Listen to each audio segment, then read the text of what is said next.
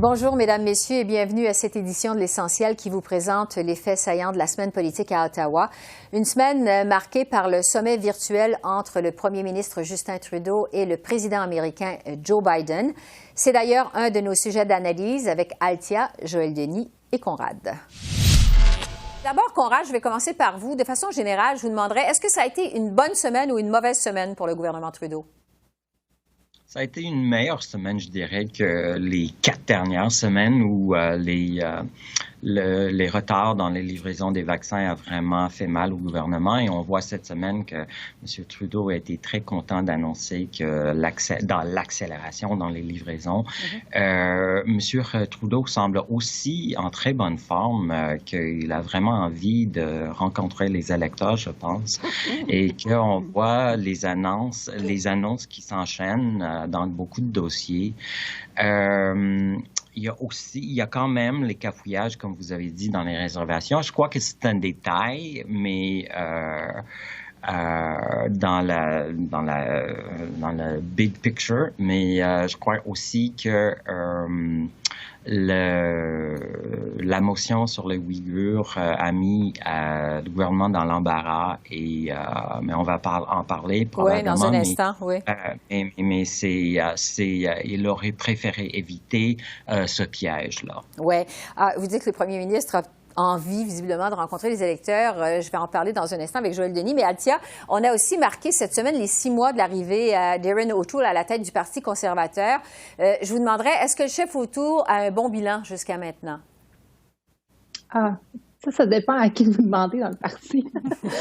Il y a beaucoup de gens qui sont frustrés parce qu'ils ont cru croire dans la plateforme de M. O'Toole que ça allait être un conservateur très de droite, un conservateur qui allait plaire à l'ouest du Canada. Et puis, depuis qu'il a gagné le leadership, M. O'Toole semble être un conservateur plutôt de la veine centralisatrice.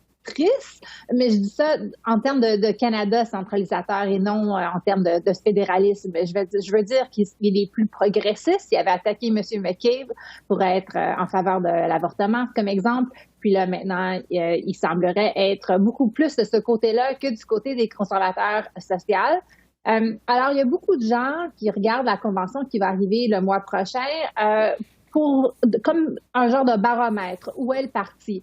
Je pense que ça a été une belle semaine pour M. O'Toole avec la motion sur les Uyghurs, mais ça a aussi été une semaine où on voit, selon Abbas Rana du Hill Times, qui nous indique qu'il y a beaucoup de gens, de personnalités fortes dans le Parti conservateur qui n'ont pas gagné leurs élections comme délégués à la Convention. Alors là, on voit vraiment, c'est comme un contrôle pour la base du Parti conservatrice. Ouais.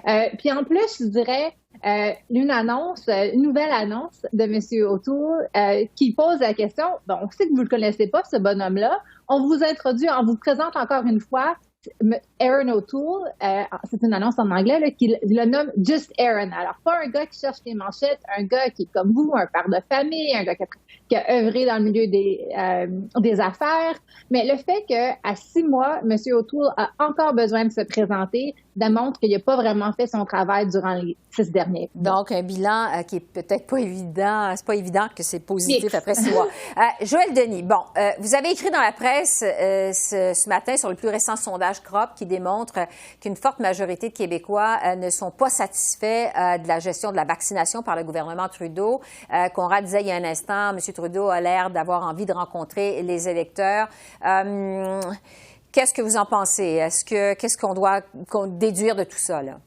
Eh bien, qu'il y a une certaine grogne qui est liée à la campagne de vaccination parce que le gouvernement fédéral est responsable de l'approvisionnement et il y a eu des ratés, ça a fait les manchettes. Donc, évidemment, ça écorche la popularité du gouvernement de Justin Trudeau. Maintenant, si M. Trudeau a envie de convoquer les électeurs aux urnes au printemps, et le printemps, ça va jusqu'au 20 juin, je tiens à le rappeler, M. Trudeau devra d'abord réparer les pots cassés concernant les délais et les retards, la livraison, et ça semble se résorber. Donc, il pourrait y avoir une carte beaucoup plus intéressante à jouer éventuellement.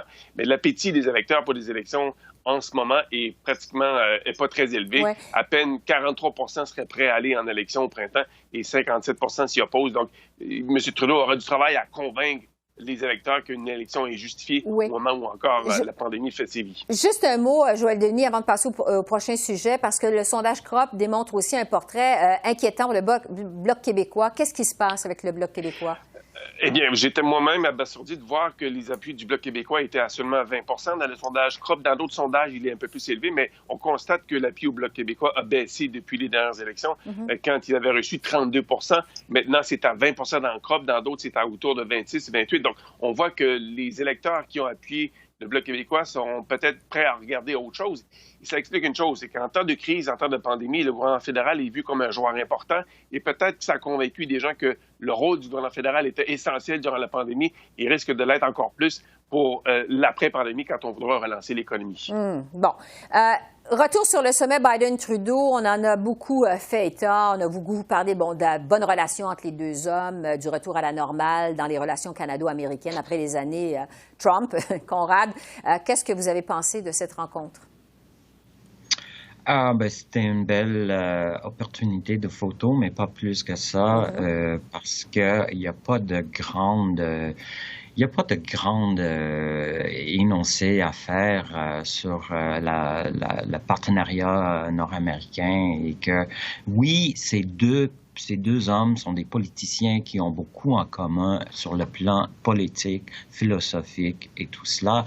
Mais M. Biden a un ordre de jour très chargé qui ne comprend pas une nouvelle relation nord-américaine.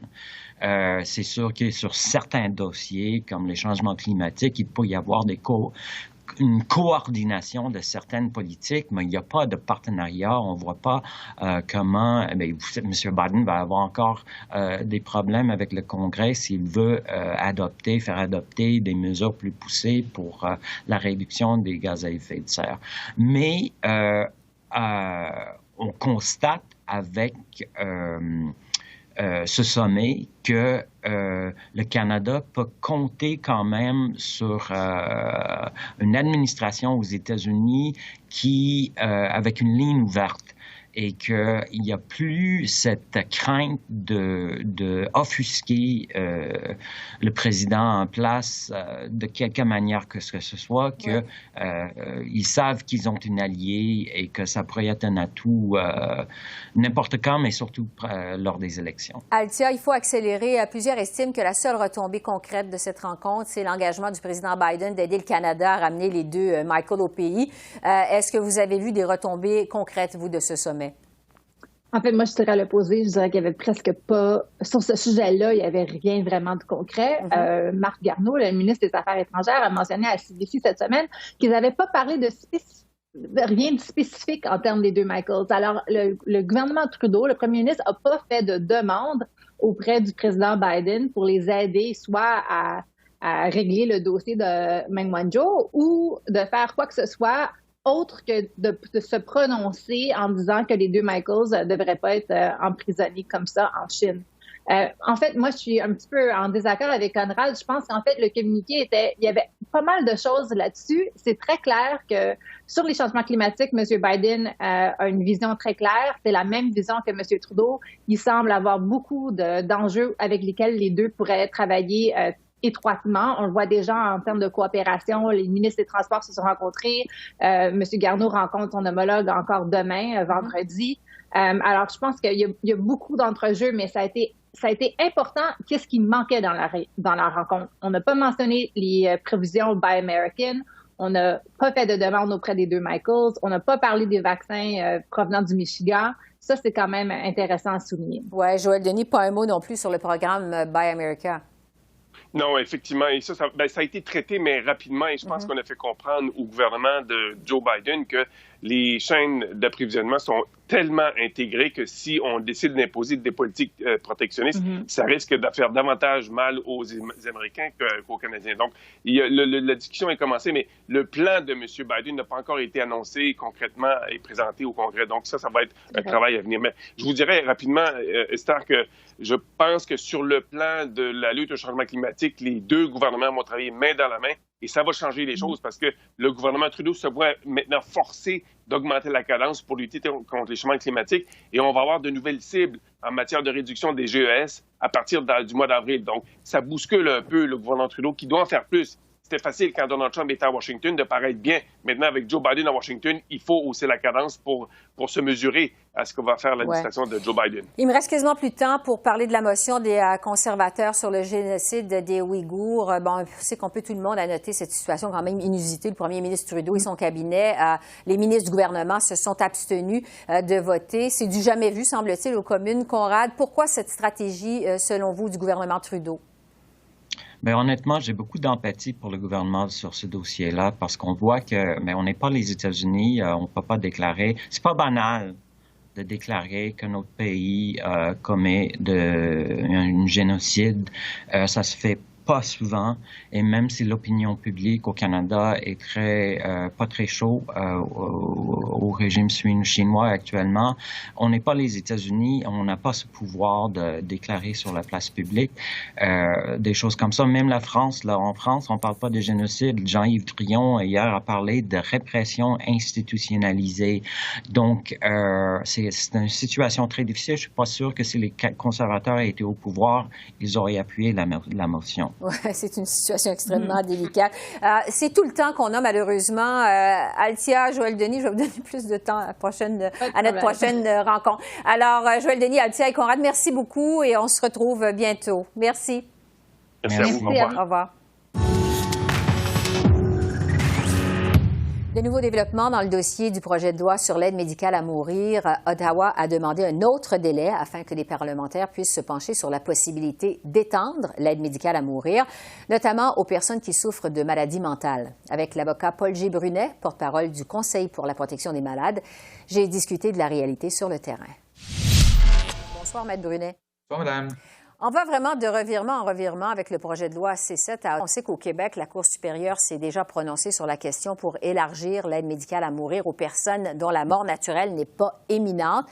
Je me demandais d'abord, est-ce que ça vient compliquer le travail des médecins qui offrent l'aide médicale à mourir et est-ce qu'il y a des... pour les... Bien, j'ose présumer, je suis avocat, mais j'ose présumer que les médecins continuent de travailler avec la ligne la plus importante, l'orientation la plus importante que la Cour supérieure a accordée aux patients, c'est-à-dire que si vous respectez les 24 critères et conditions de la loi québécoise,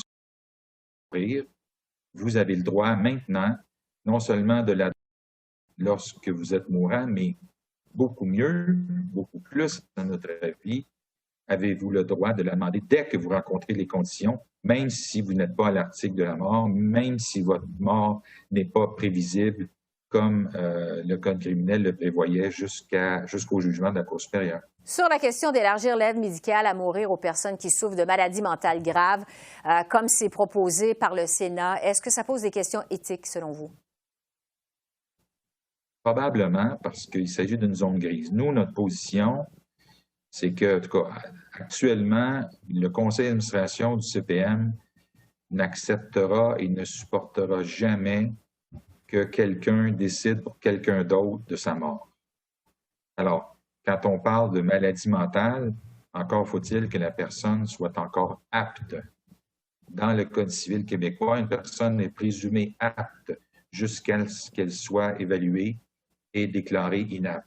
S'il s'agit d'une personne qui est toujours apte, oui, on continue la même orientation, le même courant qui est que quelqu'un qui rencontre les conditions de la loi, s'il est apte, c'est une des conditions de la loi, elle a le droit de demander de l'aide médicale à mourir. Mais quand le législateur ou le Sénat parle de maladie mentale, il faudrait s'entendre qu'il ne doit pas s'agir, en tout cas à notre avis, selon nous, de quelqu'un qui est devenu inapte.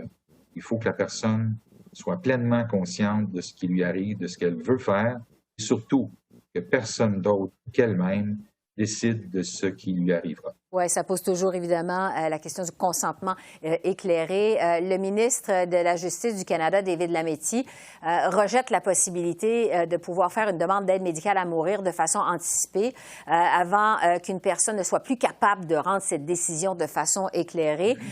Quel pourrait être l'impact de ça sur les patients qui souffrent de la maladie d'Alzheimer, par exemple? C'est entre autres pour ce type de maladie-là, ce type d'affliction qui agit progressivement sur la personne et au sujet de laquelle des patients, des familles nous ont dit qu'ils devraient avoir le droit de décider d'avance que lorsque les conditions de la loi seront respectées, c'est-à-dire que leur maladie sera devenue irréversible et qu'ils souffriront autant physiquement que psychologiquement, ils devraient, même s'ils n'ont plus la capacité ou la liberté de décider pour elles-mêmes, vu et si elles ont décidé d'avance que, rendues à cet état, elles pourront obtenir l'aide médicale à mourir. Moi, c'est ma position personnelle. Il y a un débat présentement au conseil d'administration qui n'est pas réglé, mais je crois que décider d'avance que quand on sera rendu à une étape où les conditions de la loi québécoise seront respectées, je pense que quelqu'un devrait avoir le droit d'avance de dire, d'indiquer et de donner des directives qu'elle ou il veut la fin. Il ne faut pas que personne d'autre décide de quand vous allez vouloir mettre fin à vos jours, à condition que vous respectiez évidemment les conditions, l'encadrement légal prévu dans la loi québécoise. Parlez-nous de la situation actuelle maintenant sur le terrain. Est-ce que c'est difficile d'avoir accès à l'aide médicale à mourir au pays? Est-ce que les ressources sont suffisantes? Comment ça se passe? À notre connaissance, du moins pour le Québec, sauf en de rares exceptions, avons-nous entendu parler que des gens, des malades, avaient de la difficulté à obtenir l'aide médicale à mourir. J'entends même qu'en certains lieux, dans certaines régions, on va l'offrir à la maison à titre de suivi ou de continuation de soins palliatifs, à cause notamment de la COVID. Et surtout, le demandons-nous, comme d'autres familles nous l'ont demandé, que l'aide médicale à mourir soit offerte dans tous les endroits où on offre des soins palliatifs pour éviter aux patients d'être obligés d'être transportés à l'hôpital, imaginez-vous, pour obtenir l'aide médicale à mourir avec la crise de la COVID et, comment dirais-je, le stress important qui est vécu dans l'environnement des hôpitaux québécois et canadiens, j'en suis certain. Oui, on sait aussi que, bon, il y a encore des tabous autour de la demande de l'aide médicale à mourir. À Ottawa, il y a certains députés conservateurs qui s'opposent à l'élargissement des critères de la loi sur l'aide médicale à mourir. Dans la population en général, est-ce que, à la lumière de ce que vous constatez, est-ce qu'il y a une évolution sur ce sujet-là? Quelle est cette évolution? Probablement. J'entends pratiquement plus d'objections dans des lieux où on pourrait s'y être objecté déjà. Je sais que dans certains hôpitaux, on avait de la difficulté à trouver des médecins, mais c'est l'obligation de l'établissement d'offrir, en tout cas dans les établissements publics québécois, d'offrir l'aide médicale à mourir à celles et ceux qui rencontrent les conditions et qui l'ont demandé. Je disais au début que ça me faisait penser un peu à l'avortement il y a 40 ans, où on avait de la difficulté, il fallait faire de la pédagogie auprès des médecins parce que la loi, la Cour suprême, l'autorisait désormais. Une question, comme vous le proposez vous-même, de culture et que la société a évolué. Maître Paul Brunet du Conseil pour la protection des malades, merci beaucoup. Merci à vous.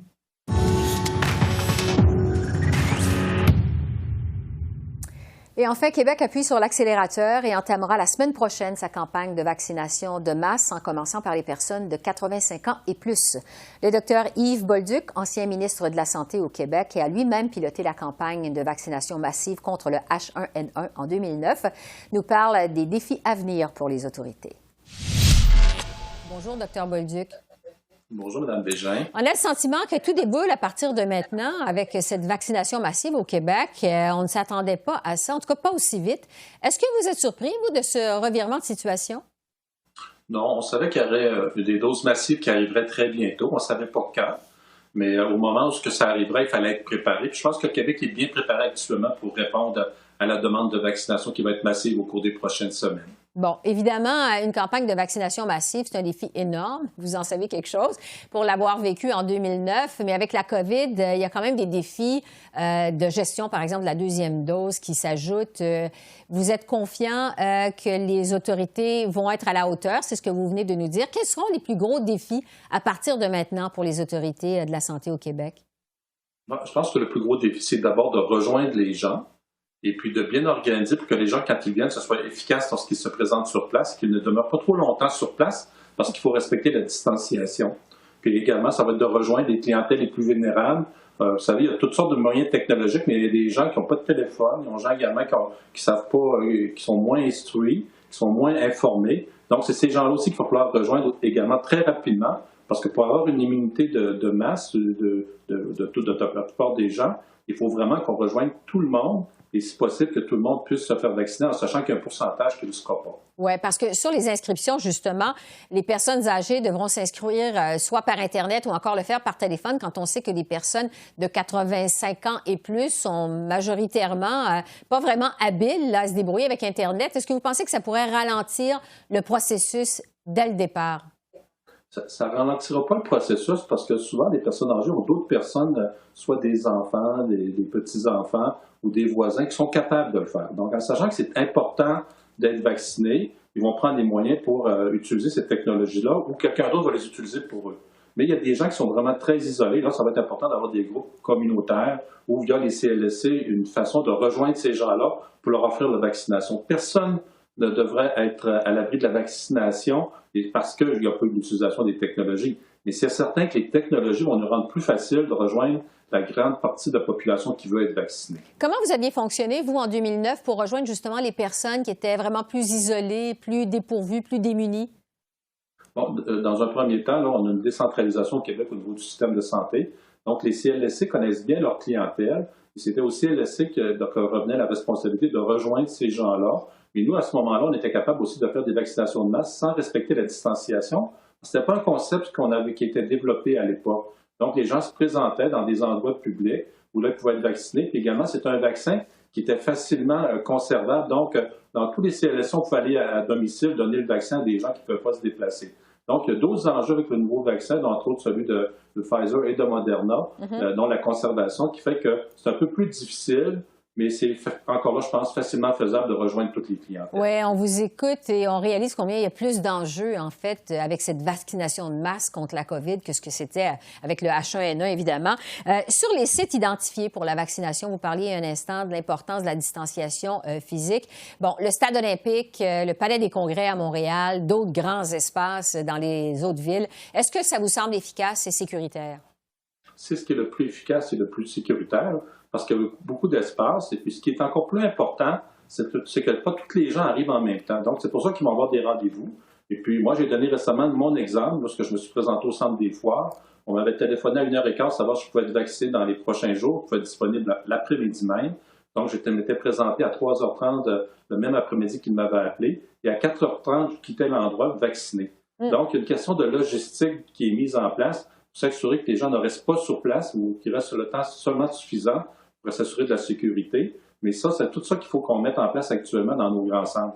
Dans des petits espaces, c'est plus difficile parce que les gens sont appelés à se croiser. Ce que j'ai vu au centre des foires, on ne se croisait même pas tant à l'entrée qu'à la sortie. Donc, c'était très sécuritaire. Donc, évidemment, vous êtes travailleur de la santé. Vous avez reçu votre vaccin. Vous avez été vacciné. Vous avez reçu votre première dose, c'est ça? Oui, j'ai reçu la première dose et tout a bien été. Puis j'ai surtout été capable de constater la qualité de la logistique qui avait été mise en place pour que ça aille rapidement, qu'on ait toute l'information. Et dans les jours qui ont suivi, j'ai même reçu un texto me demandant de donner des commentaires, de savoir si j'avais des effets secondaires ou pas. Donc, on va être au Québec capable d'avoir des données extrêmement fiables par rapport à la vaccination puis à la réussite de la vaccination chez notre population. Sur la deuxième dose, êtes-vous confiant que vous allez la recevoir dans les délais prescrits? Est-ce que vous avez des assurances de ce côté-là? L'assurance, c'est qu'on nous a dit que ça irait à 90 jours, qui maintenant, on sait que c'est une bonne décision parce que la première dose protège assez rapidement à un haut pourcentage. On avait l'étude des Israéliens qui disaient que c'est pratiquement 90-91% après 4 semaines. Donc, on vaccine plus de gens pour permettre justement à ce qu'on atteigne une immunité de groupe. Et puis, moi, je suis très confiant que je vais avoir ma deuxième dose à l'intérieur des 90 jours qui ont été établis ici au Québec. Et qu'en bout de ligne, le vaccin va être efficace, l'immunité va être réalisée. Bon, sur les groupes prioritaires maintenant, Québec a choisi d'y aller avec, je le disais tout à l'heure, les 85 ans et plus, ensuite les 80 ans et plus, les 70 ans et plus, et ainsi de suite. Qu'est-ce que vous pensez de cette façon de procéder? Est-ce qu'on aurait dû prioriser les personnes avec des comorbidités dès le départ, des personnes qui ont des conditions préexistantes? C'est certain qu'il y a des choix qui sont faits. Et je pense que d'y aller par groupe d'âge, et puis ceux qui ont des comorbidités vont revenir quand même assez rapidement avant les 60 ans. Donc, je pense que le choix est excellent, mais si quelqu'un avait fait un choix différent, en autant qu'on respecte la vulnérabilité des gens, on sait que des personnes âgées sont quand même plus vulnérables que la population en général, je pense que ce sont des bons choix, mais le plus important, c'est de vacciner le plus rapidement toute cette catégorie de gens qui sont plus à risque, et plus tard, les gens qui sont moins à risque seront vaccinés. Mais je pense que c'est un excellent choix que le Québec a fait, mais je comprendrais que d'autres provinces aient pu choisir une priorisation différente, en autant qu'on respecte des règles de vulnérabilité. Bon. En terminant, le directeur de la santé publique, le Dr Horacio Arruda, a mis en garde aujourd'hui. Bon, il a dit on entre dans une ère extraordinaire, là, ce sont ces mots, où la vaccination va nous apporter la lumière au bout du tunnel. Mais il ne faut pas oublier, évidemment, que les doses de vaccin, ça prend encore 3 semaines, une fois qu'on l'a reçu, cette dose de vaccin, avant de produire ses effets. Vous, Dr Bolduc, vous la voyez quand, la lumière au bout du tunnel au Québec? Je pense que la lumière au bout du tunnel va arriver au cours de l'été. Je pense que tout le monde s'entend actuellement. La façon de passer à travers cette pandémie, c'est la vaccination. Puis il faut atteindre un taux de vaccination qui est entre 70 et 85 de la population. Et par la suite, on espère aller encore à des niveaux encore plus élevés. Mais moi, je vois très bien là, qu'au cours de l'été, début de l'automne, qu'on devrait être sorti du gros de la pandémie. En autant, la seule condition qu'on voit actuellement qui pourrait nous empêcher de pouvoir s'en sortir, c'est si on avait un variant qui prendrait beaucoup de place, que le vaccin ne serait pas efficace. Mais ce qu'on voit, c'est que c'est une possibilité, mais elle est très, très, très minime. Donc, je suis très confiant qu'à l'automne, on devrait être dans une nouvelle ère par rapport à la pandémie, excepté qu'on ne reviendra plus jamais comme avant. Donc, il y a des choses qui ont changé et je pense que pour la société, c'est quand même bon. On a appris beaucoup de cette pandémie. Je pense que pour le futur, on devrait être encore plus prudent. Oui, vous parlez des variants. Ça va être ma dernière question. Est-ce que ces vaccins, cette vaccination massive au Québec, elle va arriver assez vite pour contrer les variants? Parce que c'est une grosse source d'inquiétude quand même. C'est le défi. Plus on attend avant d'être vacciné, c'est pour ça qu'il faut faire le message à la population. C'est important que vous soyez vaccinés parce que ça va empêcher la transmission du virus à d'autres personnes. Et c'est la transmission de personne en personne qui fait qu'il y a des mutations et qu'il y a un variant qui pourrait apparaître et qui apporterait un risque. C'est également pourquoi il ne faut pas seulement vacciner les gens du Québec, il faut que la population mondiale soit vaccinée. Parce que s'il y a un variant qui apparaît en Afrique, et puis à ce moment-là, il va se retransmettre. Donc, c'est important qu'on ait non seulement une mentalité locale, mais une mentalité mondiale. Il faut viser à ce que toutes les populations au niveau mondial soient vaccinées. C'est pour la protection de chacun d'entre nous et de tous. Oui, c'est une pandémie qui nous a appris à avoir développer une pensée globale, c'est moins qu'on puisse dire. Dr Yves Bolduc, ancien ministre de la Santé au Québec. Merci beaucoup. Merci. Ça me fait plaisir. Au revoir. Alors voilà, ça complète notre vue de la semaine politique à Ottawa. Esther Bégin qui vous remercie d'être à l'antenne de CEPAC, la chaîne d'affaires publiques par câble. Je vous souhaite un excellent week-end et surtout, prenez bien soin de vous. À bientôt.